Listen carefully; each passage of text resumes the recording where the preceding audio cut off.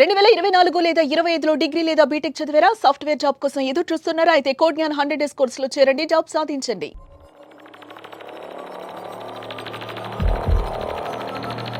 ఈ స్టేజ్ ఈ రోజు కనిపిస్తుంది కానీ మాది రైతు ఆత్మహత్య కుటుంబము. మా ఆయన పురుగుల మందు దాకా చనిపోయిండు.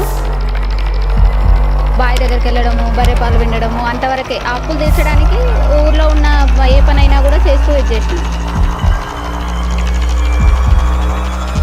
ప్రయత్నాలలో నాకు వచ్చింది ఏంటంటే, నేను ఏదైనా పని చేస్తే వచ్చే రూపాయితో మాత్రమే. మా అబ్బాయికి హెల్త్ ఇష్యూ ఉంది. వానికి ఉన్న హెల్త్ ఇష్యూ కారణంగా అంటే ఈ రా మెటీరియల్ ఎక్కడి నుంచి వస్తుంది, అంటే మార్కెటింగ్ ఎట్లా? నేనే వెళ్తా జనాలలోకి. ఫస్ట్ ఎక్సెల్ మీద వెళ్ళేదాన్ని. ఎన్నో సవాళ్ళు ఎదురవుతుంటాయి కదా, అంటే మీకు ఎవరు సపోర్ట్ చేశారు? ఇట్లా విధానం ఎలా ఉంటుంది అంటే, బయటకు వెళ్ళిందంటే తను తప్పుడు పని చేయడానికే వెళ్తుంది అనే ఆలోచనలు చాలా వచ్చినాయి. ఫస్ట్లో నేను మార్కెటింగ్ చేసేటప్పుడు నా ఇంటి కుటుంబ సభ్యులే నన్ను.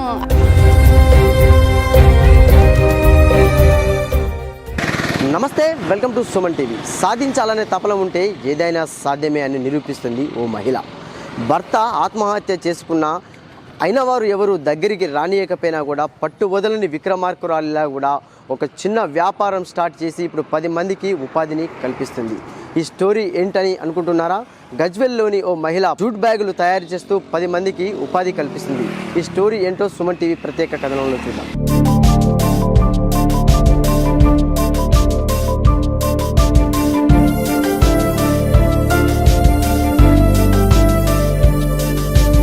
మొక్కవోని విశ్వాసంతో ముందుకు సాగుతూ కూడా ఒక జూట్ బ్యాగుల వ్యాపారాన్ని ప్రారంభించింది. ఆ వ్యాపారం ఇప్పుడు ఎట్లా సాగుతుంది, ఎట్లా ఉంది, 10 మందికి ఉపాధిని ఆమె ఎలా కల్పిస్తుంది అనేది కూడా మనం తెలుసుకునే ప్రయత్నం అయితే చేద్దాం.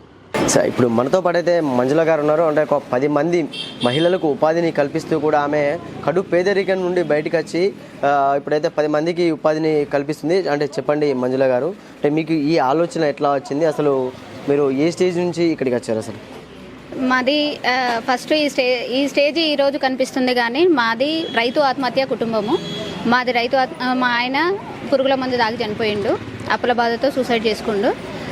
అక్కడి నుంచి అప్పుడు ఉండే సిచ్యువేషన్స్ ప్రకారం నేను చాలా వరకు నాకు ఏం చేయాలనేది తెలియలేదు. దాంట్లోనే నేను అప్పుడు బావి దగ్గరికి వెళ్ళడము, బర్రె పాలు వినడము అంతవరకే. ఆ అప్పులు తీర్చడానికి ఊర్లో ఉన్న ఏ పనైనా కూడా చేస్తూ ఇచ్చేసిన. తర్వాత నాకు ఒక 1 ఇయర్ బాబు పుట్టేంత వరకు నేను గవర్నమెంట్కు సంబంధించిన ఎక్స్రేషియా కోసం చాలా రకాలుగా ప్రయత్నం చేసిన. అక్కడ ప్రయత్నాలలో నాకు వచ్చింది ఏంటంటే, నేను ఏదైనా పని చేస్తే వచ్చే రూపాయితో మాత్రమే నేను చేయగలుగుతాననే ఆలోచనతో నేను ఫస్ట్ మిషన్ కుట్టేదాన్ని, బట్టలు కుట్టడం స్టార్ట్ చేసుకున్నా. దానికి కూడా నాకు వీటికి కూడా నాకు రూపాయి గిట లేకుంటే ఇస్తారన్నా అని పిలుపు సంస్థ నుంచి ఒక అన్నయ్య నాకు 5,000 సహాయం అందించడంతో ఆ 5,000తో నేను అప్పుడు బట్టలు కుట్టడానికి స్టార్ట్ అయ్యా. అప్పటి నుంచి ఆ బట్టలు కుట్టడంతో మెల్లగా వాళ్ళు ఇంకొక 20,000 ఇచ్చారు. నేను చేసే పనిని చూసి ఒక 20,000 ఇచ్చారు. ఆ 20,000తోటి నేను ఇంత బ్యాంగిల్ స్టోర్ పెట్టుకున్నా. దాన్ని ఒకటి వెనుక ఒకటి చేసుకుంటూ ఒక షాప్గా ఏర్పాటు చేసుకొని అప్పు తీరేంత వరకు నేను అదే దాంట్లో ఉన్నా. ఇప్పుడు ఈ జూట్కి 2017లో వచ్చిన. నేను 2015 జనవరి 26లో మా హస్బెండ్ చనిపోయిండు. 2017 నేను డిసెంబర్ 22కు గజ్వెల్కి వచ్చిన. గజ్వెల్కి వచ్చినప్పుడు నేను జూట్ బ్యాగ్స్ అనే ఆలోచన నాకేం లేకుండే, గదే బట్టలు కుట్టుకుంటూ ఉండేదాన్ని. ఆ కుట్టుకుంటున్న క్రమంలో మా అబ్బాయికి హెల్త్ ఇష్యూ ఉంది. వానికి ఉన్న హెల్త్ ఇష్యూ కారణంగా ప్లాస్టిక్ వల్లనే ఎక్కువ, ఇంత చిన్న అబ్బాయికి లంగ్స్ ప్రాబ్లం వచ్చింది అంటే ఇలాంటి వ్యర్థ పదార్థాల నుంచి ఇలాంటివి రాకుండా ఆల్టర్నేటివ్గా నేను జనాలలోకి ఏం తీసుకెళ్ళాలి అనే దానికి ఆలోచిస్తూ అదొక ఆలోచనలోనే ఉన్నా, స్టార్ట్ చేయలేదు. డ్రై ఫ్రూట్స్ తెచ్చుకొని కరోనాలో డ్రై ఫ్రూట్స్ మార్కెటింగ్ చేసుకుంటున్న క్రమంలో నాకేమనిపించిందంటే, దీనికి ఆల్టర్నేటివ్ ఉంది. కరోనాకే మనం ఏం చేయాలి, ఏం జాగ్రత్తలు తీసుకోవాలని తెలిసినప్పుడు అంత పెద్ద దానికే దానికి కూడా ఒక లంగ్స్కి సంబంధించిన ఒక వ్యాధి వస్తుంది అంటే పలానా వ్యర్థ పదార్థాల ద్వారా అని అనుకున్నప్పుడు దానికి ఆల్టర్నేటివ్ ఏదన్నా ఉందా అని ఆలోచిస్తే నాకు jute bags, non oven bags అనేది నాకు తెలిసింది. దాని ప్రకారంగానే ఫస్ట్ ఒక మిషన్ తెచ్చుకున్నా. అది బజాజ్ ఫైనాన్స్లో తెచ్చుకున్నా. ఒక మిషన్ నుంచి స్టార్ట్ అయినా. ఇక దాన్ని జనాలలోకి డ్రై ఫ్రూట్స్ ద్వారా షాపులలో వాళ్ళందరికీ ఏ రకంగా అయితే నేను వాళ్ళకి చేసుకున్నానో అదే రకంగా నాకు ఒకటికొకటి చేసుకుంటూ వచ్చిన. ఇప్పుడు ఇది మీరు స్థాపించారు, సంకల్పంతో స్థాపించారు, చేశారు, కానీ అంటే ఈ రా మెటీరియల్ ఎక్కడి నుంచి వస్తుంది, అంటే మార్కెటింగ్ ఎట్లా అవుతుంది అసలు ఇప్పుడు? అయితే మార్కెటింగ్ రా మెటీరియల్ వచ్చేసి నేను కలకత్తాకి వెళ్ళి అక్కడ లోకల్లో ఉండే అన్నీ సెర్చ్ చేసుకున్నా. జూట్ అనగానే ఇప్పుడు ఇక్కడ హైదరాబాద్లో నుంచి చాలా సెర్చ్ చేసినా నాకు కరెక్ట్గా దొరకకపోవడంతో నేను కలకత్తా వెళ్ళి అక్కడ ఎక్కడ దొరుకుతుంది, ఎక్కడ ఇది చేస్తుంది, ఎక్కడైతే బాగుంటుంది, ఎంత అయితే మనము జనాలలోకి వెళ్ళాలంటే ఏ రకంగా ఉండాలి అనే దాన్ని ముందు నేను సెర్చ్ చేసుకున్న తర్వాతే నాకు ఫస్ట్ హైదరాబాద్లో కొంచెం 10,000 మెటీరియల్ తెచ్చి కుట్టి వేస్ట్ చేసిన తర్వాతే నాకు దీని మీద ఒక గ్రిప్ వచ్చింది. ఒకేసారిగా నేను దీనికి ఏమి చేయలేదు. తర్వాత కలకత్తాకి వెళ్ళినా అక్కడ అంతా సెర్చ్ చేసుకున్నా, అంతా రా మెటీరియల్ తెచ్చుకుంటున్నా, అదే తెచ్చుకుంటూ ఇది చేసుకుంటున్నా. ఇప్పుడు ప్రతి మెటీరియల్ ఏదైనా అక్కడ నుంచే తెప్పించుకుంటా నేను. నాకు ఒక్కొక్క దగ్గర మార్కెటింగ్ విషయానికి వస్తే నేనే వెళ్తా జనాలలోకి. ఫస్ట్ ఎక్సెల్ మీద వెళ్ళేదాన్ని, ఒక 4 సంవత్సరాలు మొత్తం ఎక్సెల్ మీదనే వెళ్ళిన. ఇప్పుడు మనకు విజయవాడ, వైజాగ్, కరీంనగర్, సూర్యాపేట్, సిద్దిపేట ఇట్లా చాలా ఏరియాస్ నుంచి మనకు వస్తాయి. ఫోన్ల మీదనే వస్తాయి, డైరెక్ట్ వెళ్ళాల్సిన అవసరం లేదు. ఇన్ కేస్ నాకు ఒక ఊరు నుంచి ఆర్డర్ వచ్చిందంటే ఆ ఊరిలో 10 షాపులు తిరిగినప్పుడు ఒక ఆర్డర్ కంపల్సరీగా వస్తుంది. అట్లా అదే దాని మీద నేను మార్కెటింగ్ పెంచుకుంటూ వస్తున్నా. అయితే అంటే మీకు మీరుగా ఎదిగేటప్పుడు ఎన్నో సవాళ్ళు ఎదురవుతుంటాయి కదా, అంటే మీకు ఎవరు సపోర్ట్ చేశారు ఇట్లా? అసలు నాకు సవాళ్ళు చాలా ఎదురయ్యాయి. అంటే ఒక ఆడపిల్ల బయటకు వెళ్తే తప్పుడు పనిగానే బతుకుతుంది, తప్పుడుగానే ఆలోచిస్తుంది. అసలు అలాంటి లైఫ్ లేనిది తను బతకదు.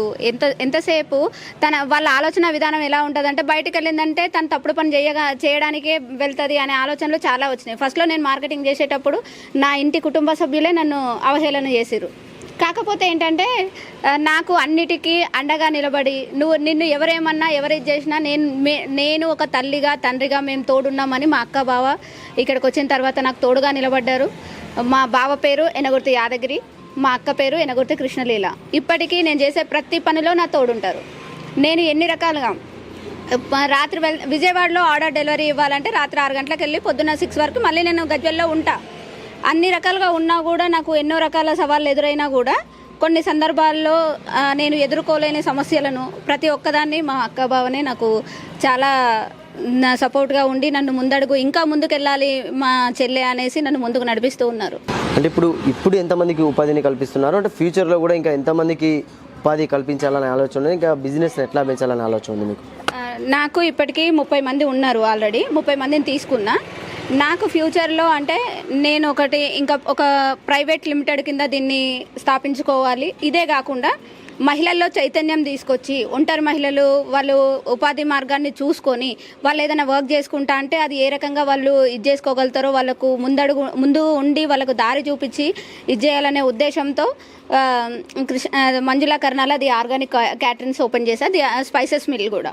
దాంట్లో ఆర్గానిక్గా కారం పొడి కానీ, పసుపు కానీ, అల్లం వెల్లుల్లి పేస్ట్ కానీ మన దగ్గరనే జెన్యూన్ ప్రోడక్ట్స్ని డెలివరీ చేయాలి అనే ఉద్దేశంతో ఇంకో 10 మందికి దాంట్లో ఉపాధి. ఈ జూట్ బ్యాగ్లది ఒక 100 మందితో ఒక రేకుల షెడ్ వేసుకొని 100 మంది మహిళలతో నేను కలిసి కూర్చొని పని చేయాలి అనేది నా ఏం. అదే కాకుండా నేను ఒక టాటా ఏసీ కొనుక్కోవాలి, ఆ టాటా ఏసీలో నేను మార్కెటింగ్ చేయాలనేది నాకు మెయిన్ ఎయిమ్. అంటే అసలు మీరు ఏం చదువుకున్నారు? నేను 10th చదువుకున్నా. ఆ 10th కూడా నా పెళ్ళి అయిన తర్వాత మా హస్బెండ్ రాయిస్తే పాస్ అయ్యా. నేను చదువుకోలేదు పెద్దగా. సో చూశారు కదండి, ఒక చిన్న ఆలోచన ఒక 10 మందికి తనతో పాటు ఉపాధిని కల్పిస్తూ ఎంతో మందికి అన్నం పెడుతుంది. కెమెరామ్యాన్ రమేష్తో సతీష్, సుమన్ టీవీ, సిద్దిపేట.